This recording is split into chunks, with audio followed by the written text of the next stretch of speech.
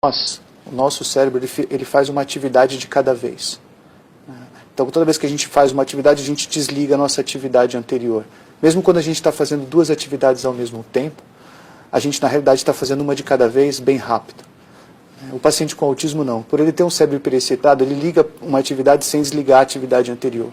Então, ao longo do dia, às vezes, ele está fazendo 100, 200, 300, 1000 atividades ao mesmo tempo naquele cérebro. E isso ele faz desde quando ele nasceu. O cérebro dele é assim. Então, a gente tenta fazer com que eles funcionem com um cérebro parecido com o nosso. Só que, se eles tentarem funcionar da mesma forma que a gente, eles se desorganizam. E aí eles entram em crise. Então, desde pequeno, eles vão criando um método para se organizar. Você tem um padrão de comportamento repetitivo. Na realidade, isso é um cérebro tentando se organizar. Tá? Então, eles sempre voltarem para o mesmo start faz com que eles continuem funcionando de forma adequada naquele mar de estímulos que eles têm. Então, eles têm que seguir uma linha reta dentro desse mar de estímulos. Quando eu coloco um bloqueio nesse comportamento repetitivo, peço para ele parar de fazer aquilo, ou bloqueio um ritual, ou uma rotina, ou até uma estereotipia, ele cai de novo nesse mar de estímulos e aí ele se desorganiza completamente. O cérebro mais imaturo, ele é mais sensorial e mais motor.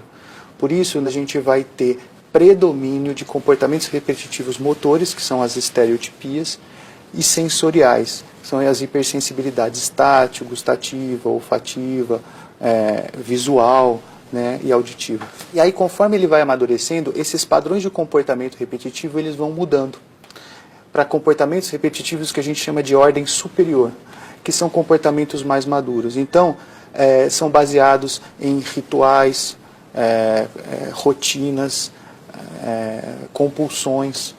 E quando o comportamento repetitivo se torna num padrão exemplar, que aí a gente vai ter as habilidades, quando a gente tem uma coisa que a gente chama de insistência na mesmice, que é quando o paciente começa a estudar temas diferenciados. Então, ele sabe tudo sobre astronomia, sabe tudo sobre os animais, sabe tudo sobre os dinossauros.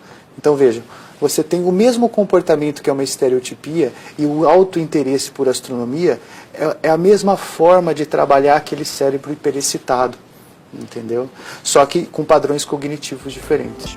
Desde o primeiro dia que a gente nasceu, o que a gente faz durante o dia é criar redes neuronais. Isso vale para todos nós, tá? E durante a noite, memorizar essas redes neuronais. No dia seguinte, a gente reativa essas redes neuronais, acrescenta as informações daquele dia e armazena durante a noite. A gente faz isso a vida inteira, tá? Os pacientes com autismo, eles têm redes de preferência que fazem com que ele se organize. Tá? Eu tenho que atrelar as novas informações do dia a essas redes neuronais de interesse. Então, se um paciente está lá super interessado em bichos, em fazer desenho, e eu quero que ele se interesse por outras coisas, eu posso, através dos bichos, ir dando um conhecimento sobre outras áreas. Né? Então, eu quero que ele aprenda sobre o céu. Então eu vou falar que aquele bicho está brincando num lugar ensolarado, que tem nuvens, que tem sol, e aí de repente eu estou falando do céu e deixei os bichos de lado, mas eu estou usando as mesmas redes neuronais. Então nós temos que usar o comportamento repetitivo ao nosso favor e fazer com que ele amplie o espectro de conhecimento em cima desses conhecimentos e dessas situações específicas. A importância de que as pessoas vejam o autista como ele é, e não tentem transformar ele numa pessoa típica, entendeu? Que se a gente conseguir dar para eles o mundo que eles precisam, eles vão se desenvolver super bem.